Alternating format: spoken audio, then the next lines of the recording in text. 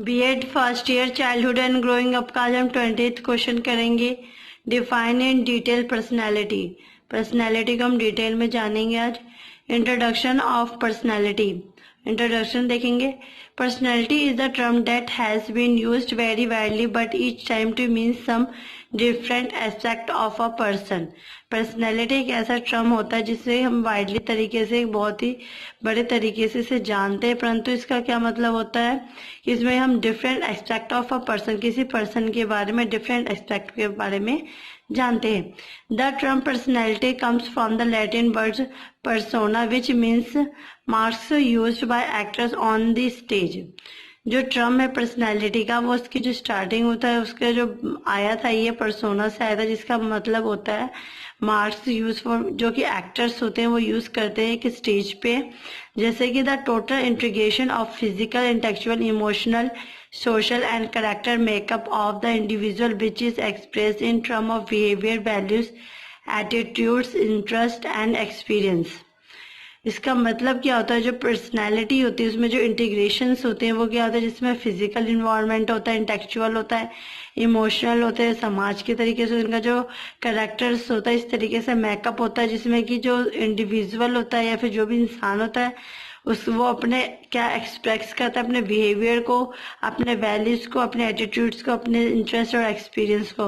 मतलब इसका कहने का मतलब ये होता है, जो भी इंसान की जो पर्सनैलिटी होती है वो उसके बिहेवियर से, उसके वैल्यूज, उसके बात करने के तरीके से, उसके एक्सपीरियंस से पता चलता है। Definition of personality. अब हम देखेंगे कि क्या क्या डेफिनेशंस होती है पर्सनैलिटी की। Definition of personality by some psychologist are as under. जो डेफिनेशन है वो पर्सनैलिटीज की, बहुत सारे जो साइकोलॉजिस्ट है उन्होंने अलग अलग डेफिनेशंस दी है पर्सनैलिटी की। फर्स्ट है Allport. Personality is the dynamic organization which with the individual of those physical systems that determine his unique adjustment to his environment। जो हमारे ऑलपोर्ट थे उन्होंने बताया था, जो पर्सनैलिटी होती है एक डायनामिक तरीके से होती है, जिसमें कि जो भी इंडिविजुअल होता है वो साइको फिजिकल तरीके से इन्वॉल्वमेंट होता है, जिसका क्या होता है, वो इन्वॉल्वमेंट, जिस तरीके के इन्वॉल्वमेंट में रहता है उसमें वो अपने आप को खुद को एडजस्ट कर पाता है और अपने आप को सबसे अलग और यूनिक बनाने की कोशिश करता है, और अपनी जो पर्सनैलिटी होती है इस तरीके से डेवलप करता है कि वो सब में अलग दिखाई दे। Gets. By personality, we refer to a pattern of traits rather than to a mere list or collection of characteristics। जो गेट्स थे उन्होंने बताया था कि जो पर्सनैलिटी होती है वो रेफर करते हैं कि हम किस तरीके के पैटर्न में रहते हैं, हम कैसा ट्रेंड यूज करते हैं, हम क्या कलेक्शन करते हैं, मतलब हमारी जो कैरेक्टरिस्टिक्स होती है, हमारे एटीट्यूड, वैल्यूज होते हैं वो किस तरीके के होते हैं। कैटल, इन्होंने बताया था personality is that which permits a prediction of what a person will do in a given situation. Cattell ने बताया था जो पर्सनैलिटी होती है वो हमारे एक तरीके से प्रिडिक्शन का काम करती है, जिसमें कि हम किसी प्रॉब्लम में या किसी ऐसी सिचुएशन में फंसे होते हैं तो हम अपनी पर्सनैलिटी के थ्रू इसमें से निकलने की कोशिश करते हैं। Woodworth, personality is the entire qualitativeness of a person. Woodworth ने बताया था जो पर्सनैलिटी होती है इसमें क्या होता है, जो भी हमारी चीज होती है वो क्वालिटेटिव होती है, मतलब किसी इंसान की उसकी क्वालिटीज बताना, उसे जताना ही क्या होती है, पर्सनैलिटी मानी जाती है। असेसमेंट फॉर और personality. It would be better to say of evaluating or appraising personality rather than measuring it। अब हम देखेंगे कि क्या क्या असेसमेंट होते हैं पर्सनैलिटी के। इसमें क्या होता है, जब हम किसी भी इंसान को एवलेट करते हैं तो उसको सबसे पहले हम देखने की कोशिश करते हैं कि उसमें ऐसा क्या है जो हम उसे माने कि हाँ भी आपकी पर्सनैलिटी अच्छी है। उसे हम किस तरीके से एवलेट कर सकते हैं, किस तरीके से हम उसे मेजर करते हैं। हम उसे क्या होता है मूल्यांकन ही कर सकते हैं रेदर देन, क्योंकि जो हम पर्सनैलिटी होती है उसे हम मेजर नहीं कर सकते।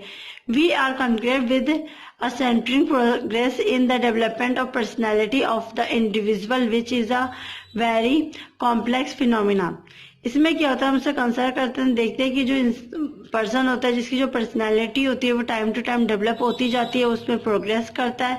और ये क्या होता है, जब हम किसी भी इंसान की जो पर्सनैलिटी डेवलप होती है वो एक तरीके से कॉम्प्लेक्स फिनोमिना होता है, जिसे हर एक इंसान का जो इंडिविजुअल होता है उनकी जो पर्सनैलिटी होती है वो अलग अलग तरीके से अलग अलग फील्ड में देखी जाती है। Personality can not be quantitatively measure as we measure height और वेट। इसलिए कि इसमें क्या कहा गया, जो पर्सनैलिटी होती है उसे हम क्या होता है काउंटेटिव नहीं होती, मतलब कि उसे हम क्वांटिटी के थ्रू मतलब मेजर नहीं कर सकते कि हाँ 1 पर्सनैलिटी है 2 पर्सनैलिटी है, मतलब काउंटेबल नहीं होती। जो पर्सनैलिटी होती है वो क्वालिटेटिव होती है ना कि क्वांटिटेटिव होती है, इसलिए हम उसे क्या हाइट और वेट के थ्रू मेजर नहीं कर सकते। The accuracy of any progress of measurement depend on the following. इसलिए जो उसका एक्यूरेंसी है पर्सनैलिटी का, उसे मेजर करने के लिए हमें कुछ मेजरमेंट के लिए क्या होता है कुछ पॉइंट्स दी किए हैं, उसी को हम फॉलो करके जो पर्सनैलिटी होती है उसे मेजर कर सकते हैं। फर्स्ट है नेचर ऑफ द थिंग्स। जो हम पर्सनैलिटी होते हैं उसमें किस तरीके के थिंग का मतलब नेचुरल किस तरीके से अपनाते हैं। Personality is a complete characteristic that is hardly possible to measure it.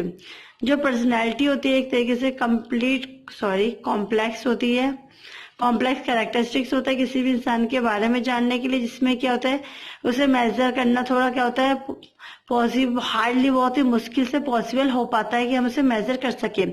First, personality is not a thing, it is an idea and abstraction and in an attempt to measure it.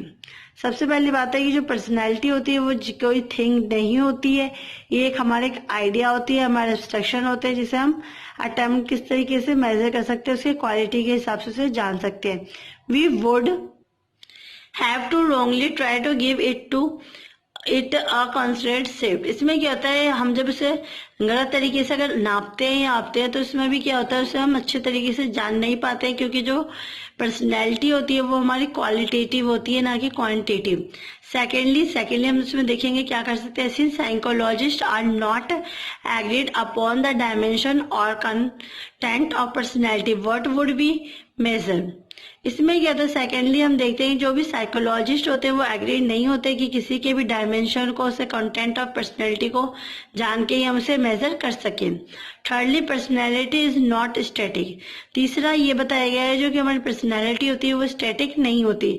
How can be accurately measure something which is constantly in the process of change and modification. तीसरा ये होता है कि जो हम personality को हम किसी भी इंसान की मेजर नहीं कर सकते, क्योंकि ये क्या होता है कॉन्स्टेंटली नहीं होता, ये इसकी जो प्रोसेस होती है वो चेंज होती रहती है और मॉडिफिकेशन होता रहता है। Its measurement would vary from time to time and hence would not be the same from one moment to the next. इसलिए जब हम इसे मेजर करते हैं तो हमें इसे टाइम टू टाइम मेजर करना पड़ेगा, क्योंकि ये हर एक टाइम एक जैसा पर्सनैलिटी नहीं होता है। प्लस में क्या होता है ये इसके जो भी मूवमेंट्स होते हैं वो हर एक टाइम अलग अलग मूवमेंट्स भी देखने को मिलते हैं। सेकेंड है इसमें point the nature of the instrument. इसमें क्या होता है the process of measurement require appropriate tools and satisfactory unit of measurement. इसमें क्या होता है जो प्रोसेस होता है मेजरमेंट का उसके लिए जरूरी होता है, रिक्वायर होता है कि हम उसे अप्रोप्रिएट टूल्स से रिक्वायर करें, प्लस में सेटिस्फैक्टरी यूनिट हो जिससे कि हम उसका अच्छे से मेजरमेंट कर सकें। इन पर्सनैलिटी मेजर भी encounter difficulties in this direction as well. जब हम पर्सनैलिटी को मेजर करते हैं तो हमें क्या होता है कुछ डिफिकल्टीज का सामना करना पड़ता है, जो कि हम ये देख रहे हैं, जो कि पॉइंट्स दिए गए हैं। फर्स्ट देखेंगे हम there is no zero starting point from the reference in case of personality.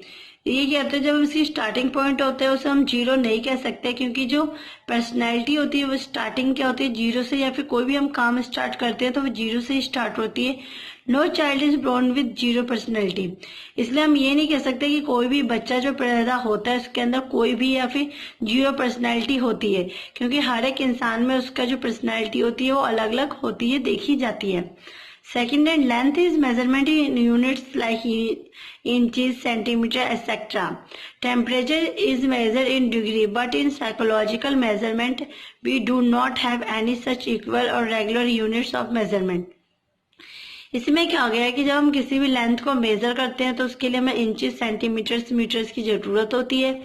जब हम टेम्परेचर को मेजर करते हैं उसके लिए डिग्री की जरूरत होती है, जैसे डिग्री सेल्सियस हो गया, फ़ारेनहाइट हो गया। परंतु साइकोलॉजिकली मेजर करने के लिए किसी की भी इंसान की पर्सनैलिटी को, इसके लिए क्या होता है हमें किसी प्रकार की इंस्ट्रूमेंट की जरूरत नहीं होती, क्योंकि हर एक इंसान की जो पर्सनैलिटी होती है वो इक्वल नहीं होती, हर एक इंसान में अलग अलग पर्सनैलिटी देखी जाती है और इसकी जो रेगुलर यूनिट्स होता है मेजरमेंट का वो भी चेंज होता रहता है। थर्ड पॉइंट देखेंगे, accurate measurement require excellent skills on measuring instrument.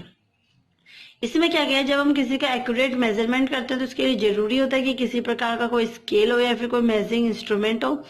No such reliable instruments are available for measurement of personality, परंतु पर्सनैलिटी को मेजर करने के लिए ना ही किसी प्रकार का कोई इंस्ट्रूमेंट बनाया गया है कि जिससे कि हम पर्सनैलिटी को मेजर कर सके।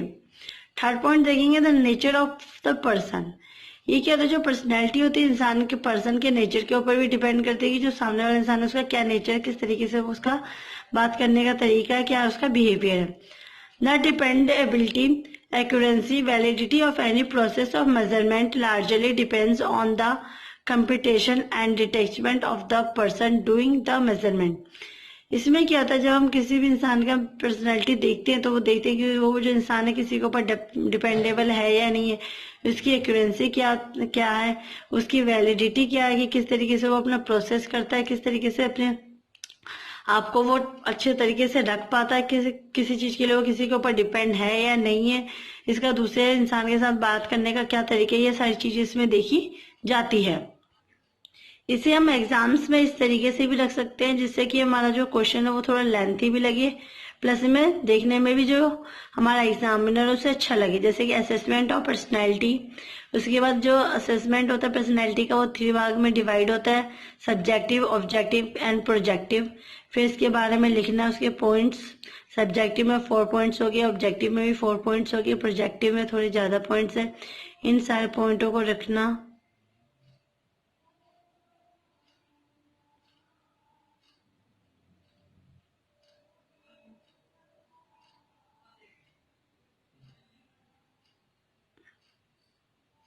इसको हम इस तरीके से भी लिख सकते हैं जिससे कि जो हमारा क्वेश्चन है वो थोड़ा लेंथी प्लस में अट्रैक्टिव लग सके। अब हम देखेंगे कंक्लूजन।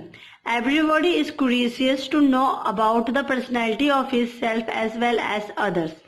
हर एक इंसान का जो लाइफ स्टाइल है, तरीका वो अलग अलग होता है, इसलिए उनकी जो पर्सनैलिटी भी होती है हर एक इंसान की एक दूसरे से अलग होती है। It's need the knowledge and skill for the assessment of personality. इसके लिए हमें जरूरत होती है उस इंसान को इसके बारे में नॉलेज देना, उसकी स्किल्स को इम्प्रूव करना, जिससे कि वो अपने असेसमेंट ऑफ पर्सनैलिटी को जान सके, समझ सके। There are various methods and techniques which can help us in this task. इसलिए क्या किया गया है कि जो बहुत सारे मेथड्स हैं, टास्क एंड टेक्निक्स हैं, जिससे क्या होता है वो अपने टास्क को कंप्लीट कर सके, प्लस में अपनी पर्सनैलिटी को इम्प्रूव कर सके, अपनी खुद की पर्सनैलिटी जान सके। This includes objective, subjective and projective techniques.